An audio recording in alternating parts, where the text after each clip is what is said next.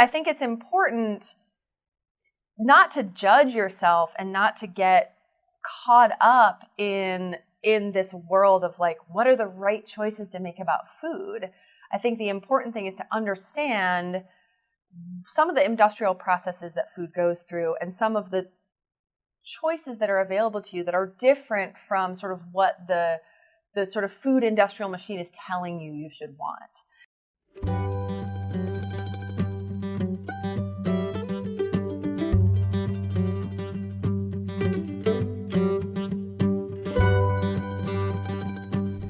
Welcome to the Good Dirt Podcast, where we dig into the nitty-gritty of sustainable living through food, fashion, and lifestyle. We're your hosts, Mary and Emma, the mother and daughter founder team of Lady Farmer, a slow living apparel and lifestyle brand. Before we get started, let's just check in and see what's up. So, how have you been practicing slow living this week, Mom?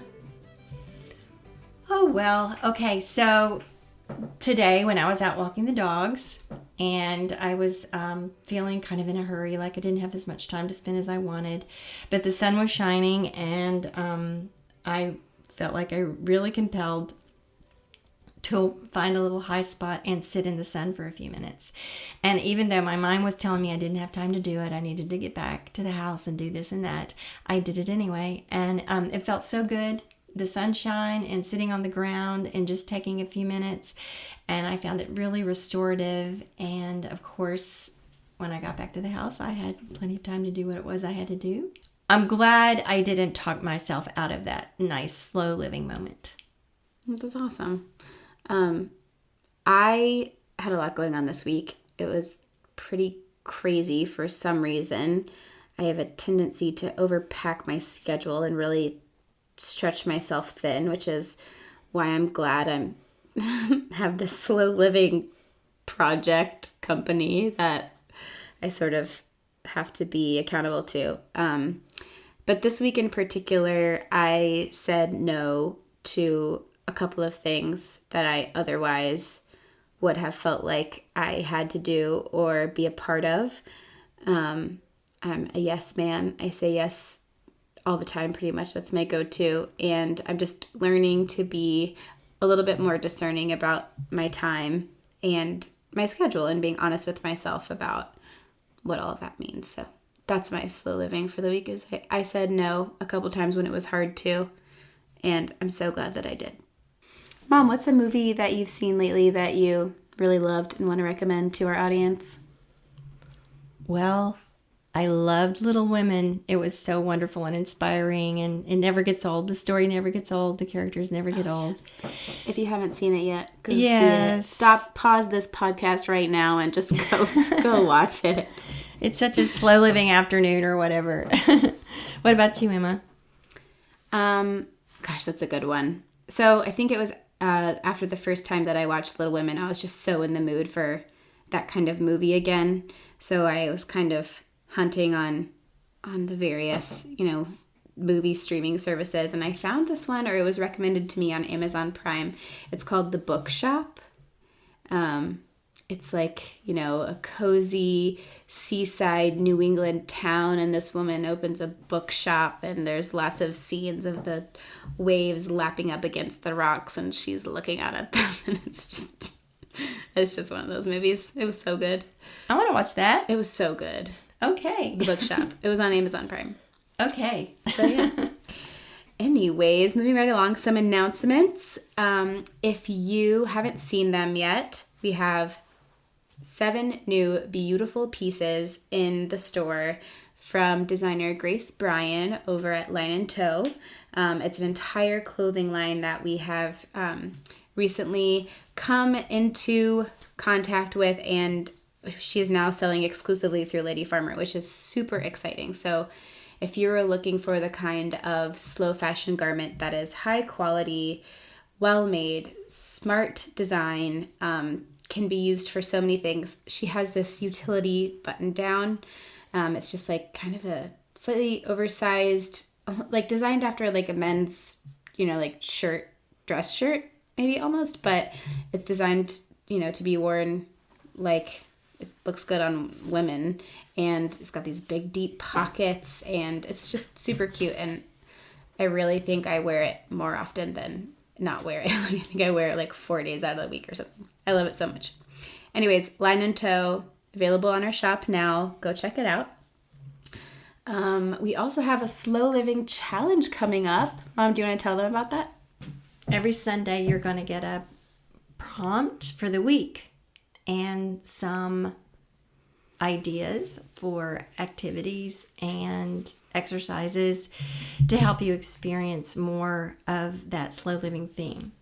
So we hope you'll join us. We're going to be on a Facebook group page where we can share our experiences and our observations. And that's if you sign up for the challenge to get the emails in your inbox, and when you do that, you'll have access to the Facebook group. That's how that will work. Yes. So you can find all the info about that on our website, and we'll be posting about that on Instagram too. So just follow along.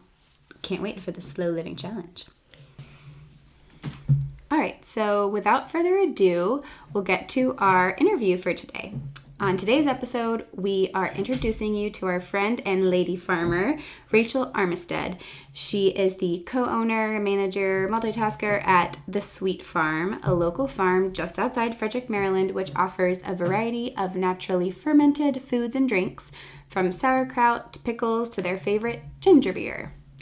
Naturally probiotic, these fermented products provide probiotic bacteria, lactic acid, and other benefits to promote gut health. Rachel and her husband Luke Flessner started The Sweet Farm together in 2011.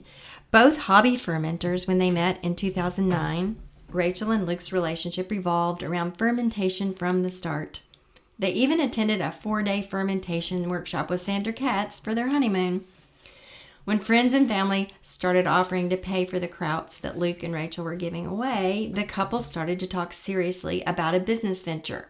After much experimentation, product sourcing, and hard work, the Sweet Farm debuted its 4 main flavors: classic kraut, beet kraut, curry kraut, and curtido. Yum! At local farmers markets in the fall of 2011. Since then, the couple have expanded the business to include a food truck, naturally fermented ginger beer, and pasture-raised pork production on their farm. Our conversation with Rachel touched on so many topics that we are passionate about here at Lady Farmer. Not only does she give us one of the best explanations ever of what fermented foods are and how it benefits our health, but she clarifies the distinction between that and other preservation processes like pickling. Now we get into some fun facts about vinegar, our industrial food system, and some things to watch out for when reading labels. And, as if that wasn't already a full listen, Rachel goes on to share with us what it's like living in a tiny house with her husband and 2 small children, where the romantic vision of minimalism meets a real family. Then the discussion goes even further into reflections on consumer issues, what constitutes enough in our society versus the need for more, and what we can teach the next generation about want versus need, quality of life, and how to balance conscious choices in the real world. A quick note to say that we recorded this live in a coffee shop, which was really fun, but also gave a certain amount of ambient background noise. Eventually, at one point, we even had to change rooms where the background noise was a bit louder. And so the audio kind of shifts throughout the episode.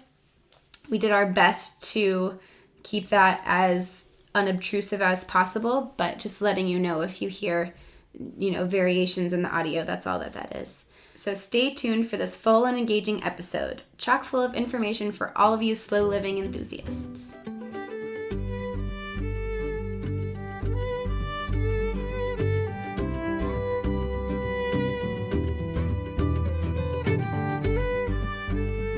We were the first people to be licensed in Maryland to make sauerkraut. And so the health department was like, what? I don't know what to do with you.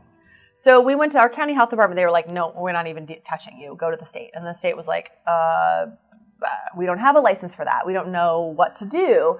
So it took several months of sort of work of convincing them. We had to get, we had to work with a process authority and a food scientist to basically tell the health department in terms that they could understand that like, we are not doing anything new here. This is time-tested, safe processes for processing food and preserving food.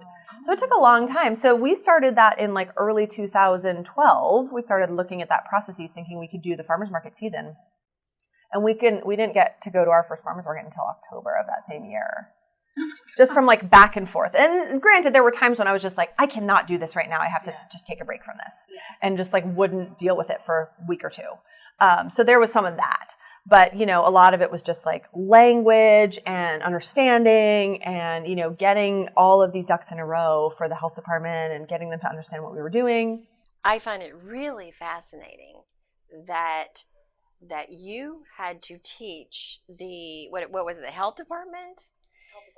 About the ancient art of fermentation and why it's a valid way of preserving food. Like, it's the oldest method in human history. And that had disappeared so much from our industrialized culture that the health department didn't even know what it was. So this is an amazing thing that you paved the way to bring fermentation back to Maryland. Congratulations. That's just...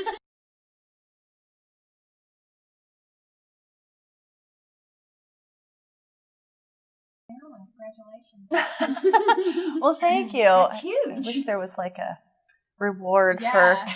for that. I'll make you a little sash. A little sash. Okay. I would love a sash. Wear it all the time.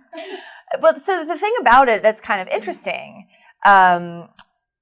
is that fermentation is a tricky process in terms of the health department's definitions or USDA definitions of food. Now, because it's gained in popularity, there is a USDA definition of fermented foods. But at the time, there was not. And the reason is that it's an acid food. So, you know, when you eat sauerkraut or you eat fermented pickles, that sour flavor is an acid. And I can talk about that in a minute, what that acid is. But it's not acidified. And what that means is that I didn't add any acid. Okay, so the health department, the USDA, they had a definition for acidified foods, which would be a pickle that you would make with vinegar. A tomato, right? A tomato, like jams or jellies are acidified because they either acidic enough on their own, or you're adding lemon juice, or you're adding citric acid, or you're adding vinegar to make something acidic. Because acid level is one of the ways you make sure food is safe, right? It has to have a low enough acid number, which means it kills bacteria. It kills bacteria under a certain pH, which is like acid level. So acidified food. So they were very confused by us because it was acidic, but we didn't add any acid. The acid was created by the bacteria. So they were like, mind blown. We don't know what to do with you because you don't fit into our definitions. And these people aren't food scientists. Right. They're bureaucrats, which is nothing against them. It's their job, except they just don't know. They don't know the science of it. They just know the regulation of it, right? So we had to sort of convince them that, you know, the acid that was being created was legitimate acid and was actually going to preserve the food and why that was safe. So, you know, to kind of go, if listeners are confused as to what I'm talking about, fermentation is, when we're talking about food, there's lots of different fermentation processes. There are industrial fermentation processes. And when we're talking specifically about vegetable fermentation, we're talking about bacteria. And the bacteria, typically, the family of bacteria that is responsible for vegetable fermentation is Lactobacillus. That's the family. There's lots of individual species of bacteria within that family. But the family Lactobacillus is omnipresent. It's on our skin, it's in our mouth, it's in our gut, it's in the soil, it's on our vegetables, it's everywhere. And it's harmless,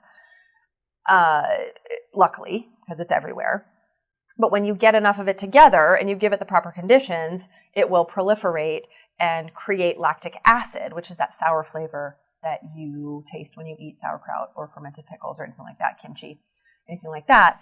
And that sour flavor is lactic acid, and that lactic acid is preservative. It preserves the food for you. I think consumers nowadays are familiar with shelf-stable foods like the jars and pickles and the sauerkraut and the the beets or whatever that can stay forever on your shelf. So explain to us the difference between that stuff that you would find in any grocery store and what you guys are So if you want, so the sauerkraut that we make is, and the sauerkraut that's gained in popularity in the last 20 years, let's say, is live probiotic raw sauerkraut. And what that means is that the bacteria that created that lactic acid is still alive, still present in the food. And there's a lot of reasons why that's beneficial to your health, but that bacteria is very heat sensitive. So once you cook it or can it, you kill that bacteria. So anything you find on the shelf that's shelf stable, whether it's in a metal can or a glass jar or anything like that, is been heat processed, and therefore the bacteria has been killed. Now, it can taste good. It may have some benefits of more fiber and the lactic acid and these kinds of things is fine, but the probiotic benefits have been nullified because the product has been cooked and the bacteria has been killed. So if you want to find a probiotic sauerkraut and get that gut health benefit, you're going to want to go to the refrigerator section and you're going to want to look for a package that says, raw, probiotic, live cultures, bacteria. You're going to look for these on the package because there are bagged sauerkrauts that you can get in the refrigerator that are no longer bacterially active because they've been added. Vinegar's been added, preservatives have been added, whatever. So you want to look at the label. You want to look at the label and make sure that, one, it has those keywords on it, and two, that the ingredient label doesn't have anything like vinegar, polysorbate 80, these kinds of preservatives, sodium benzoate, these preservative things that are preserving by killing any living organism on there so that it's inert. So what you're looking for on the label is Sweet Farm. Sweet Farm. That's what you're looking for on the label. You're really looking for Sweet Farm. Those are the only two words you need to know. When you see Sweet Farm, you're good to go. Good to go. Yes. If you don't see Sweet Farm, you need to look at your label. And salt Salt is the You don't want vinegar, and right? so you will talk about salt, but so you want what you don't want to see. Let's talk about what you do not want to see. You don't want to see vinegar because that means that's more a pickled thing, right? Right. Okay. So I'm not here to dog on pickles. No, Let's talk about that. Are great. Let's talk about that for a second. Yeah. Yeah. So it is interesting. People ask me all the time when I do workshops or give talks about what's a pickle, what's sauerkraut, what's the difference. Okay. So let's dissect that really quickly. The word pickle, all the word pickle means is something preserved in acid.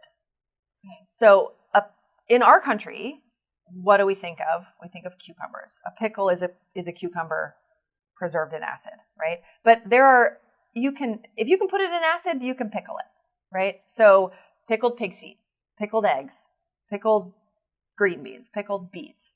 Anything that's been put into acid and preserved by that method is a pickle. So fermented cucumbers are pickles because they are cucumbers preserved in acid. They're just not fermented pickles if they've been made with vinegar. They're delicious. Vinegar pickles are delicious. I love a nice, crispy, crunchy vinegar pickle, but it's not probiotic. You're not getting the bacterial health benefits, right, that you would if you were eating a live, raw, probiotic, fermented pickle.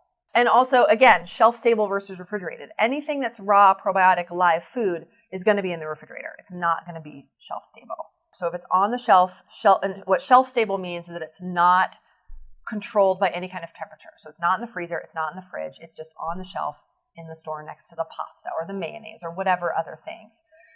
That is a absolute indicator that it's been heat processed and heat sealed and is no longer probiotic. Now, maybe they're someday going to figure out a method of preservation of food sealing that allows something to be raw, live, probiotic, and shelf-stable, but that has not happened yet. So for now, go straight to the refrigerator section. And then in the refrigerator section, you want to look for words like raw, probiotic, lacto-fermented, cultured, traditional, natural, fresh. These words don't actually mean anything when it comes to like the substance of the food, right? So yeah, yeah, you're looking for those specific words if you're looking for fermented foods. There's nothing wrong with vinegar per se. Like vinegar is a very useful cooking aid and food preservative and all these things. It's just that if you're looking for the probiotic aspect of it, then no, it's not going to be probiotic if it's made with vinegar, because the vegetable hasn't been allowed to ferment. It's probably been cleaned and then just put straight in vinegar, and there's not been any opportunity for the bacteria to proliferate. So yeah, it's a good indicator that it's not probiotic. The other problem with vinegar in our industrial food culture is that most vinegar today that's used industrially is made with wood. It's wood alcohol turned into vinegar. What? Yeah, crazy, right? It's like, it's not, you see like the gallon of Heinz vinegar, distilled white vinegar, and it has all these vegetables on the label. No, it's made with sort of industrial, basically biosolids that are, through an industrial fermentation process are fermented into alcohols and then fermented into vinegars. I did not know this. Yeah. Oh, this is great. Yeah. So again, I'm not going to like turn away a pickle necessarily, but I'm not going to go out and buy one just because I know the processes of the vinegar. I know that there's not a lot of health benefit to it. And, it's not a food to like avoid. Like if you get a pickle on your sandwich at a cafe, it's not like, oh my God, I can't eat this pickle. It's going to ruin my life. Yeah. But I'm not necessarily going to go out and buy a pickle that I don't believe in. Yeah. And I also will say, one of the big problems with the food industry in this country, worldwide probably, but especially in this country in general, is that a food is not a food is not a food. So vinegar is not vinegar is not vinegar. Raw apple cider vinegar, like raw organic apple cider vinegar with the mother, is a live, active, healthy food. Like this is very nutritive food and is really cleansing and really, really great thing to use for salad dressings and drink with water. Luke, when he's out in the field all day, he drinks that water with vinegar in it. It's a natural electrolyte. It's got enzymes in it. It's really, really helpful for hydration. But then you've got these other vinegars, and then you've got this like industrial process vinegar that is a totally different food from this, traditionally made vinegar that you're talking about is healthy. So that's the problem there. Yeah, again, we get into the question of what is real food and learning to know the difference and learning to know which choices to make and why. And that's a really eye-opening learning for me about the vinegar. If it has sugar in it, if it has sugar of any kind, you can make alcohol with it. And if it has alcohol, you can make vinegar with it. So wood has sugar in it. Wood is carbon-based. It's made of carbohydrates, which are sugars, can be turned into alcohol. That alcohol can be turned into vinegar. I mean, distilled vinegar is a very useful, helpful, inexpensive way to get chemicals out of your home or your cleaning routine or even your beauty routine. Vinegar is a really helpful product. We always have vinegar at our house for a variety of things. And it's not like I think it's poison. I mean, if I needed vinegar for a recipe and I didn't have any vinegar, or like we'll put that white vinegar in when we're poaching eggs or making hard-boiled eggs because it makes it easier to peel the shell. Things like that. So we're not, again, it's like one of those things where it's just like, it's not poison. It's not going to kill you. Yeah. It's just like knowing these processes. I think that most people don't. And I think the industrial food system doesn't want most people to know the processes that their food has taken to get to them because it's not always in their best interest. Distilled vinegar means that, now I'm not an expert on the distilling or vinegar process, but what it means is that it's been made into vinegar and then distilled, which is a heat purification process to make sure that it is pure vinegar so that it is always a consistent acid level. And so it is always a pure product, which is good on an industrial level because we want to make sure that food is safe. And when food is being made on such a large scale, it really needs to be very controlled and very safe. And also, if you are going to make pickles at home and you want to can them and preserve them on your shelf, then you should use white vinegar. Mm-hmm. Because apple cider vinegar with the mother, you can't be guaranteed of the acid level.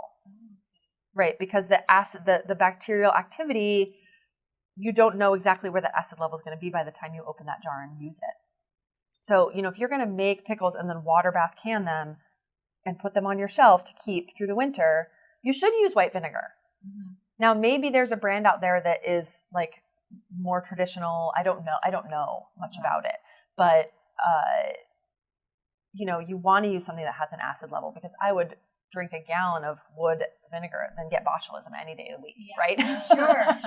And we've been telling people you can do anything with distilled white vinegar and baking soda in terms of cleaning and disinfecting your house. So it's very, very useful product, but it's so valuable to know the difference in the food value of these things. But I think it's important not to judge yourself and not to get caught up in this world of like, what are the right choices to make about food? I think the important thing is to understand some of the industrial processes that food goes through and some of the choices that are available to you that are different from sort of what the sort of food industrial machine is telling you should want. Our family, we don't never eat candy. We don't never go to fast food. We don't never eat meat when we go out to a restaurant because we know it's industrial. Like, we do choose those things sometimes, whether it's by necessity or whether it's by choice or whether it's just for fun. But we are conscious of the choices we're making and why we're making them, and know that at our home we only bring really good meat that's raised by people we know or people we believe in, and we know the way that it's raised. That's what we bring into our home. But yeah, if we go to Chipotle, I can't guarantee that they're as great as they say they are. Mm-hmm. We're going to have a chicken burrito. Like, we're not going to beat ourselves up about it.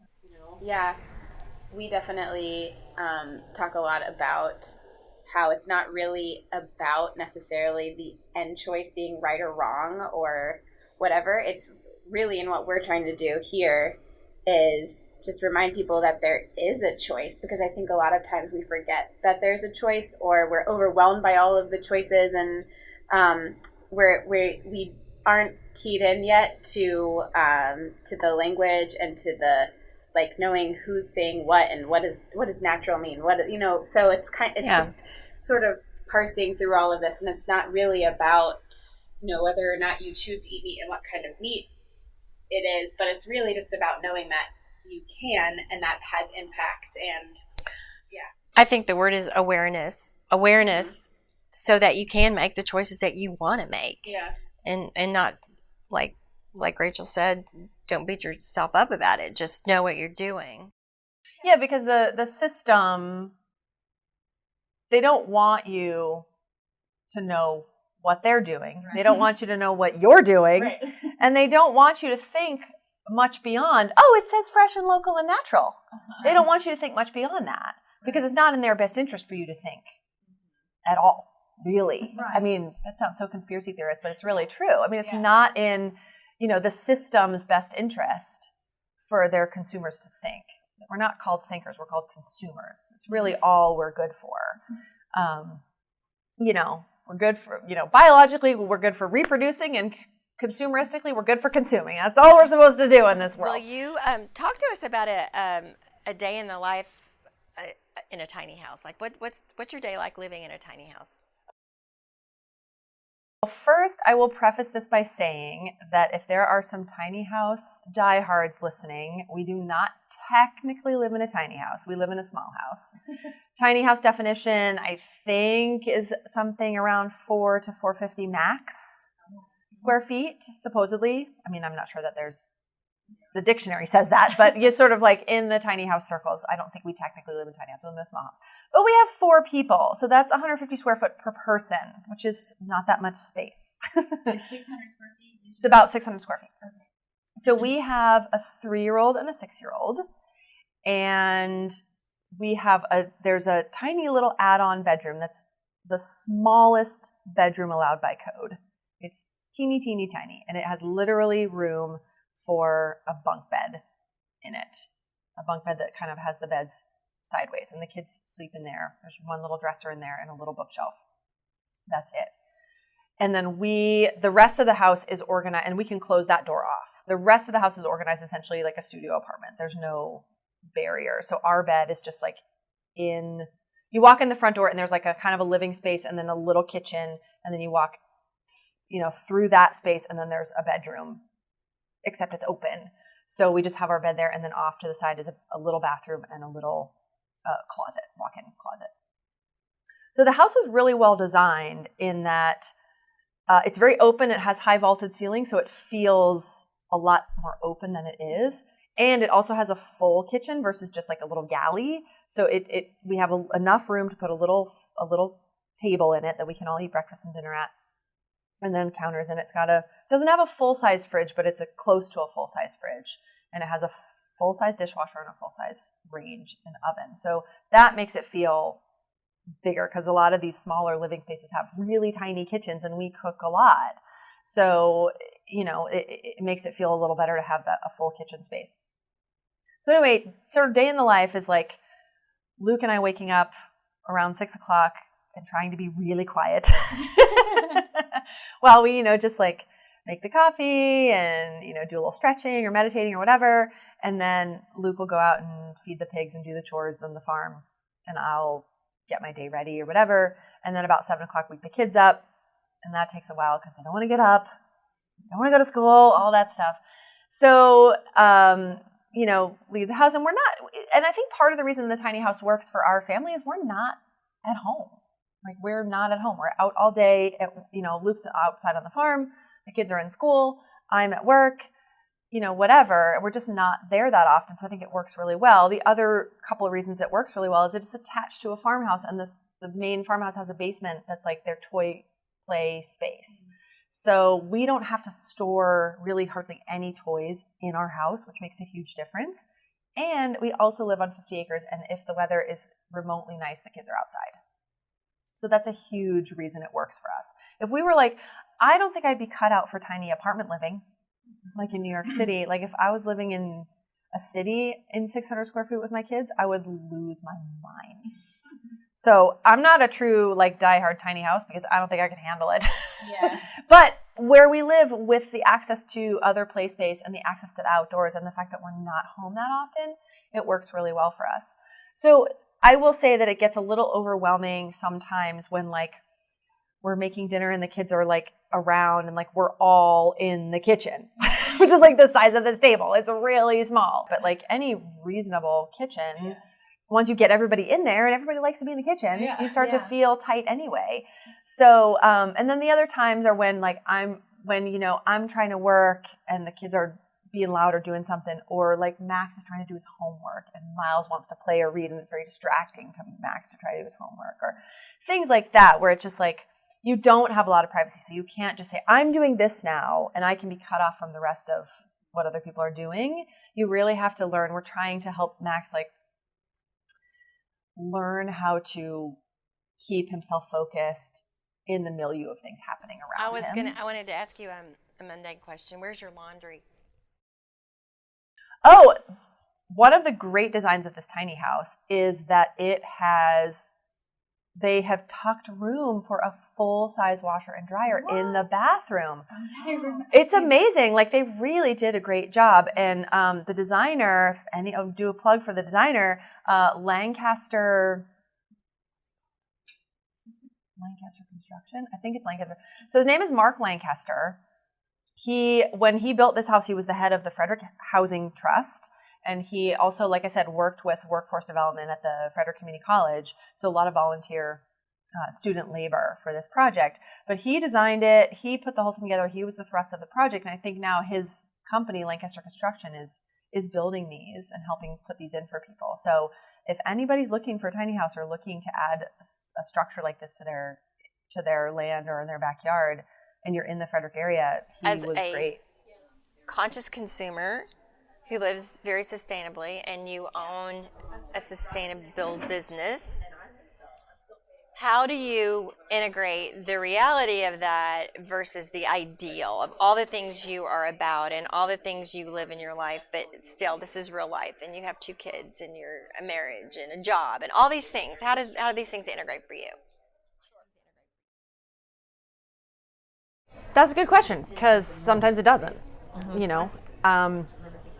I would say that we had to, as we grew, as our business grew, and also as our family grew, we have to make certain choices all the time, and it's all about compromise. And if you're like those people, I'm not saying anything against these people, but like, those zero waste people who are like single people who are like, they have like a mason jar full of garbage for 5 years, and it's like, that's great, but it's you, and you get to make every choice that you want to make in your life, and that's awesome for you, and I'm so excited. But that's not a reality for my family, because we have 4 of us, and we have kids who want to go trick-or-treating, and I'm not going to deny them that. And so we have lots of little packages of candy around our house that they get to eat sometimes.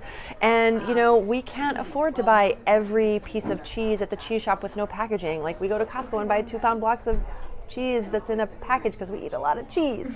These kinds of things. Like, so we do make garbage, and we do have waste, and we do make choices that aren't always the most sustainable or the most consumer driven, consumer conscious. Yeah, exactly. But we also just feel like the consciousness of it is the part that is important to us. So, for example, our kids love straws, and every time it's just like, I'm not going to make them feel guilty and tell them about the turtles that are dying. But what I can do is get a bunch of stainless steel straws and keep them in my car and keep them in my purse and keep them at the house, and so that we can try as best as we can to have a straw when the kids want a straw. Mm-hmm. Or, I'm trying to think of other examples. Just being conscious, like I always try to bring a reusable cup with me, or like reusable containers for our takeout. If we go out to eat and there's leftovers, we try to remember to bring stuff with us, or things like that. And we just, and I think the other thing that I think is really, really important when you're trying to live consciously in a consumer-driven world is to remember that you don't need another product to make you sustainable. You can actually just use the thing you have, which is actually the most sustainable.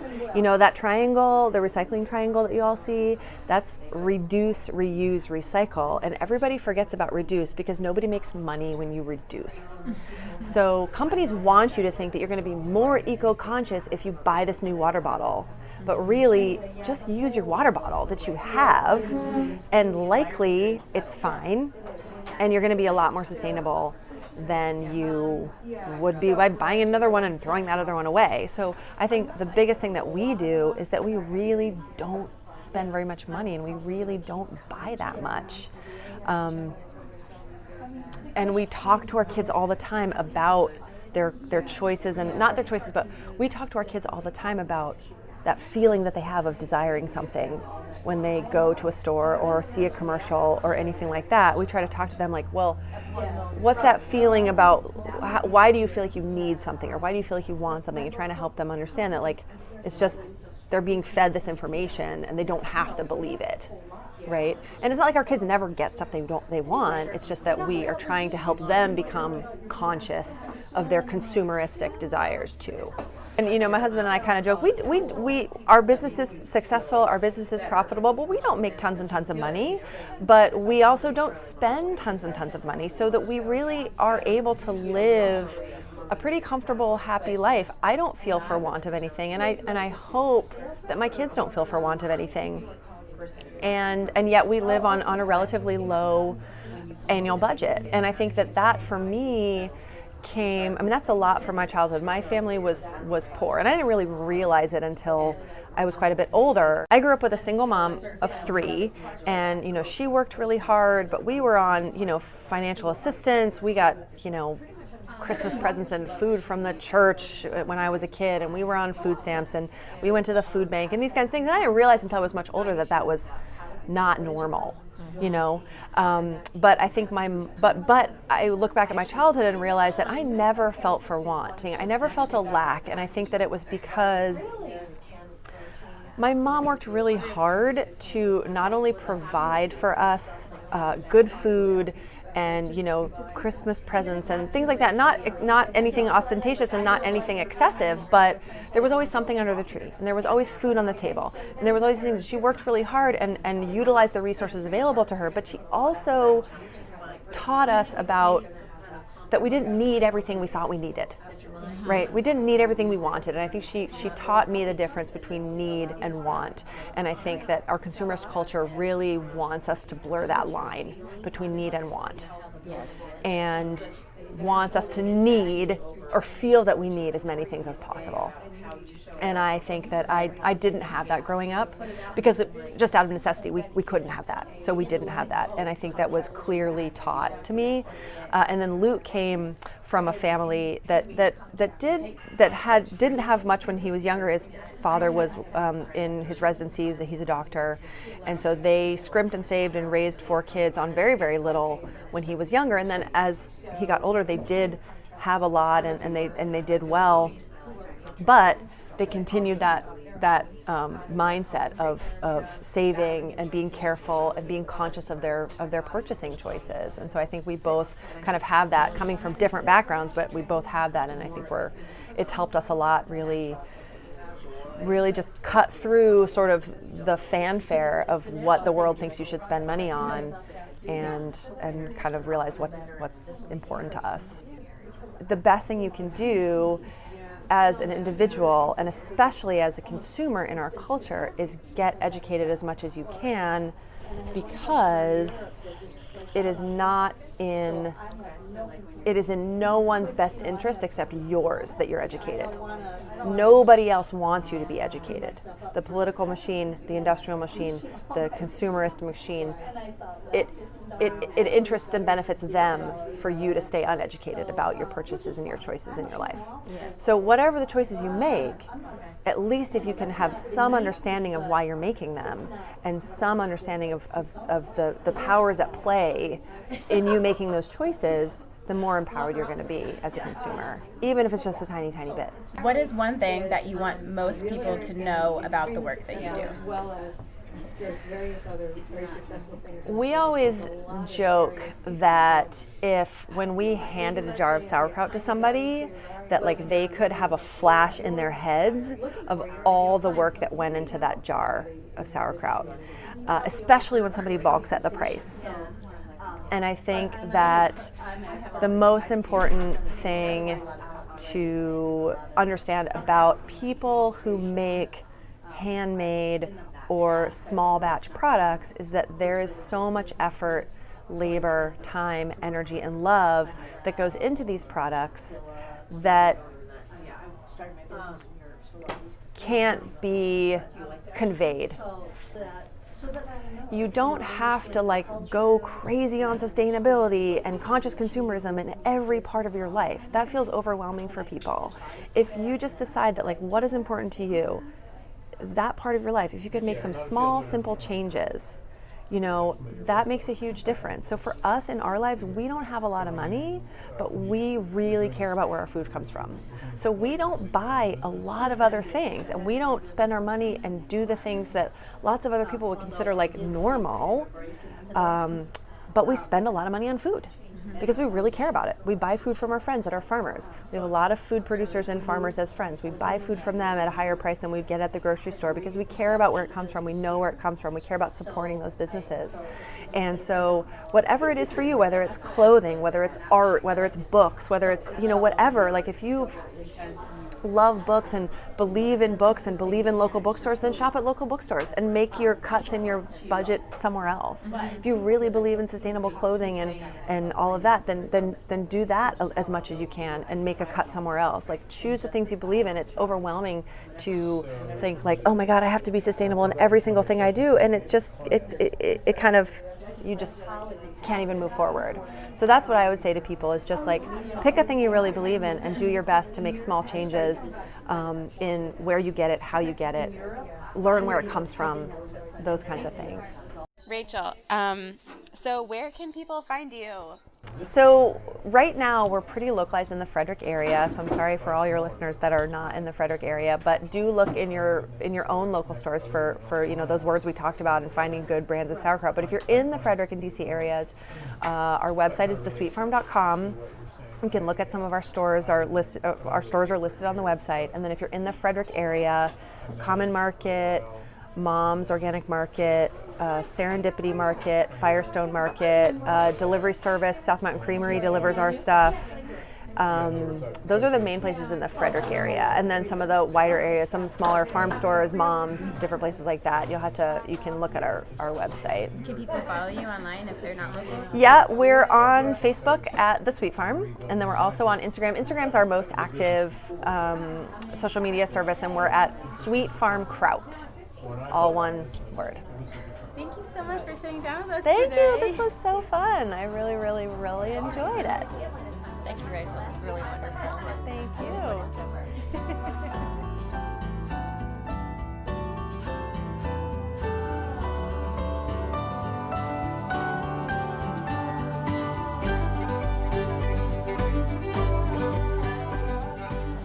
Rachel knows so much. I just really enjoyed hearing all that, and I hope that information was valuable to you too. You know, when we are informed, we can make choices. And that's so much about what Rachel talked about, was the choices and deciding what your choices are, not what someone else thinks they should be or what some book says that they should be. But when you know the facts, you know what's going on, you can decide for yourself where you want to be and all that. Yeah, we just love Rachel. At Lady Farmer, we stan a Rachel Armistead, and we hope that you all will too. And if you're local, make sure you go pick up some Sweet Farm Kraut. And stay tuned, because she's definitely going to be back around here, and maybe at the retreat, maybe teaching a workshop. We'll see. You'll just have to wait and see. Yeah. In the meantime, make sure you're following us at We Are Lady Farmer on Instagram and Facebook. Join our Facebook page. If you have any ideas for future episodes or people that you'd like to hear from, please email thegooddirtpodcast@gmail.com. And subscribe to us on iTunes, Spotify, or wherever you listen to your podcasts. Leave us a review. That helps other people find us. And we will see you soon. Bye-bye.